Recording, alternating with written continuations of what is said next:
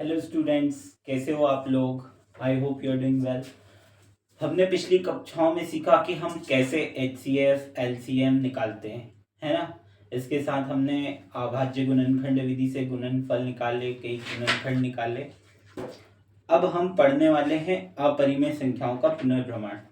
तो इसमें हम देखेंगे कि √2 एक अपरिमेय संख्या है। हमें सिद्ध करना है इसमें कि √2 एक अपरिमेय संख्या है, √3 एक अपरिमेय संख्या है। इसी तरह के कुछ प्रॉब्लम्स।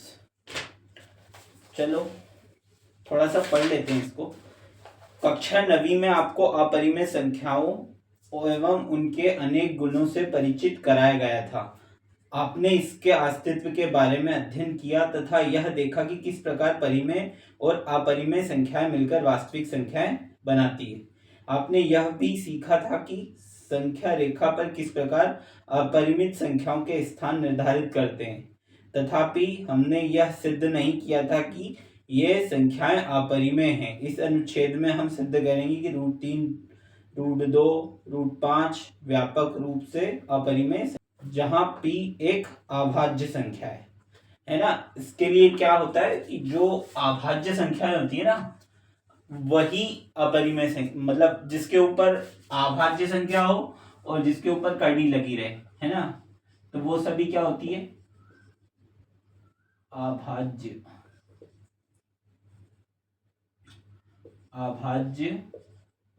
संख्याएं। और जिसके ऊपर करनी लगी रहे वो सब क्या होती है, अपरिमेय संख्याएं, जिनका इंग्लिश में क्या बोलते हैं, रेशनल नंबर, अपरिमेय संख्याएं। तो चलो देखते हैं, पहला सवाल लेते हैं हम। उदाहरण नंबर 5 का सिद्ध कीजिए कि √3 एक अपरिमेय संख्या है। सिद्ध करना है हमें कि √3 क्या है, एक अपरिमेय संख्या है ना। तो माना कि हल करेंगे, माना कि √3 एक परिमेय संख्या है। ये अपरिमेय संख्या है ऑल्दो, लेकिन हमने मान लिया ऐसे कि ये परिमेय संख्या है।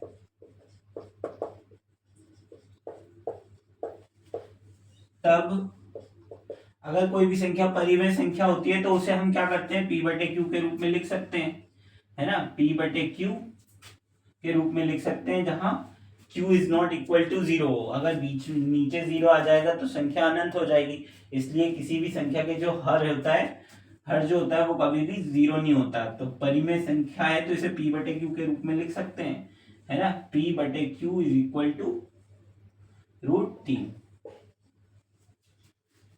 अब हम क्या कर सकते हैं,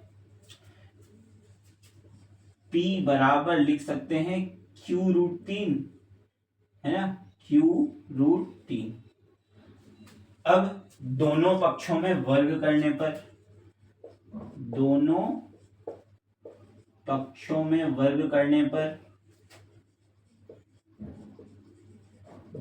में वर्ग करेंगे तो क्या आ जाएगा, p² is equal to 3q² आ गया। इसके बाद क्या करेंगे हम, इसके बाद हम करेंगे p बराबर, हमने p is equal to 3a मान लिया, हमने 3a वैसे ही मान लिया, इसको माना। क्यों माना, क्योंकि हमें सिद्ध करना है। p is equal to 3a मान लिया, तो इसकी जगह हम रख देंगे 3a, रख दिया। 3a का square is equal to 3q²। फिर इसको जब सॉल्व किया तो यहाँ क्या लिख सकते हैं, 9a² is equal to 3q²। 3 से काट सकते हैं तो ये आ गया अपना 3 से कटाना है ये, तो 3a² is equal to q square. तो हम यहाँ पे a बराबर लिख सकते हैं, ए स्क्वायर बराबर लिख सकते हैं क्यू स्क्वायर बटे 3, है ना। तो हम लिख सकते हैं यहां यहां पर यहां पर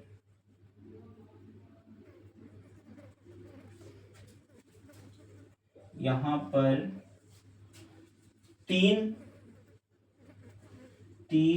क्यू स्क्वायर को विभाजित कर रहा है।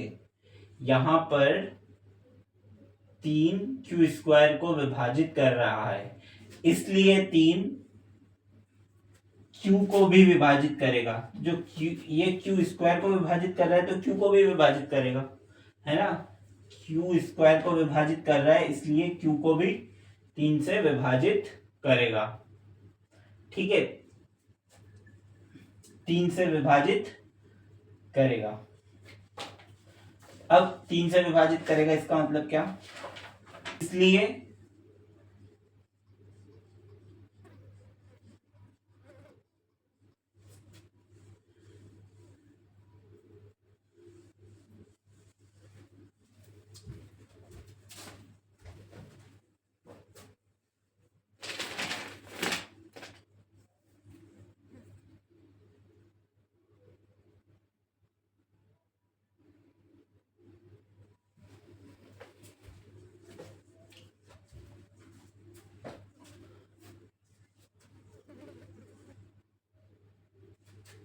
ऐसा यहां पर इसलिए हो रहा है, इसके बाद लिखेंगे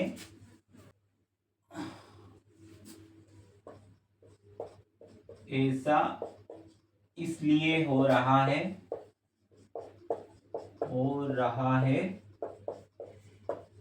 क्योंकि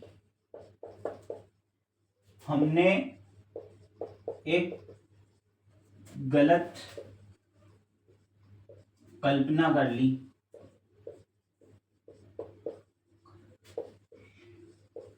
क्योंकि हमने गलत कल्पना कर ली कि √3 एक परिमेय संख्या है।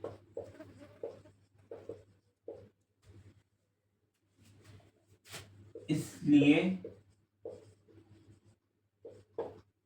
हमें यह विरोधाभास प्राप्त हो रहा है।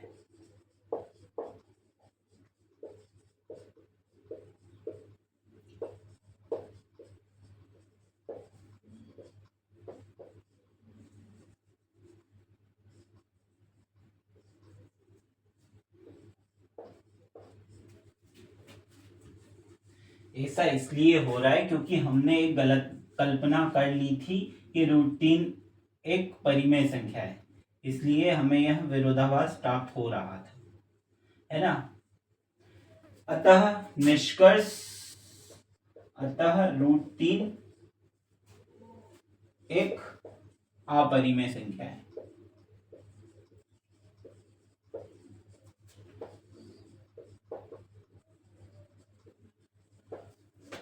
√3 क्या है, एक अपरिमेय संख्या है। इसमें सारा थ्योरी लिखना है ना। इसको 2 बार 4 बार करोगे तो आ जाएगा। ठीक है, I hope you understand this. If you don't,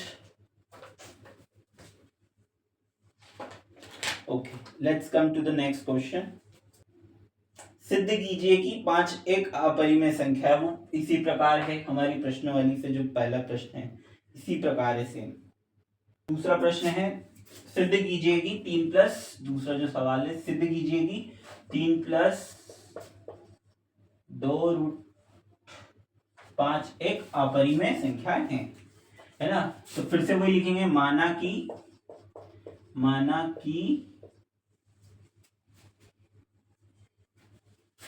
3 plus 2√5 एक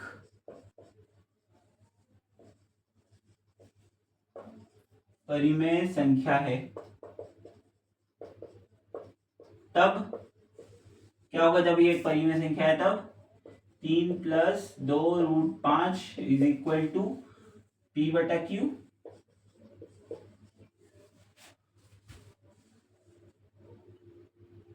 है ना। कहने का मतलब वही है कि ये परिमेय संख्या है तो इसको मान लिया है। तब हम क्या कर सकते हैं, इसको इसके बटे में पक्षांतर कर दिया इसका, p बटे q प्लस में है तो इधर माइनस में 3 पहुंच जाएगा, तो ये बच गया अपना 2√5। ठीक है, ये प्लस में था 3 उधर, तो इधर आके माइनस में हो गया। अब बच गया अपना 2√5, इसलिए 5 को छोड़ के 2 को भी इधर ले आए, इसको सॉल्व किया तो ये आ जाएगा p minus 3q divide by q, इसका भी 2 बटे में आ गया तो ये हो गया 2q, है ना। अब क्या कर सकते हैं,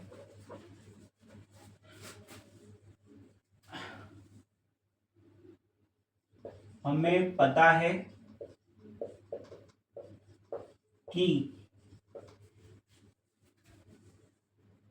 3 2 p q 3 व 2 पूर्णांक संख्याएं हैं। कौन सी संख्या है, पूर्णांक संख्या है। ये जो है वो कौन सी संख्या है, पूर्णांक है। पूर्णांक मतलब क्या होता है, वो माइनस की भी हो सकती है, 0 भी हो सकता है और प्लस की भी हो सकती है, पूर्णांक संख्या है ना। ये पूर्णांक संख्याएं हैं, इसलिए p माइनस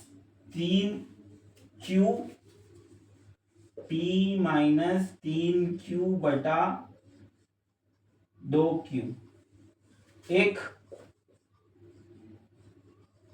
परिमेय संख्या है।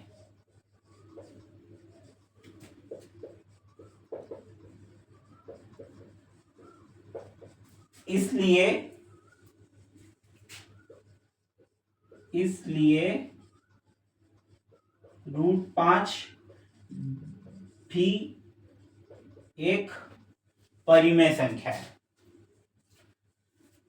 ठीक है, फिर से लिखेंगे, लेकिन यह विरोधाभास हमें इसलिए प्राप्त हो रहा है क्योंकि हमने एक त्रुटिपूर्ण कल्पना कर ली थी, वही पुरानी कल्पना कि ये एक परिमेय संख्या है ना। तो क्या आ जाएगा, यह विरोधाभास हमें इसलिए प्राप्त हो रहा है क्योंकि हमने एक त्रुटिपूर्ण कल्पना कर ली थी कि ये जो है वो परिमेय संख्या है ना। तो अतः निष्कर्ष निकलता है कि 3 + 2√5 एक अपरिमेय संख्या है। कौन सी संख्या है, अपरिमेय संख्या। Okay, I hope you understand.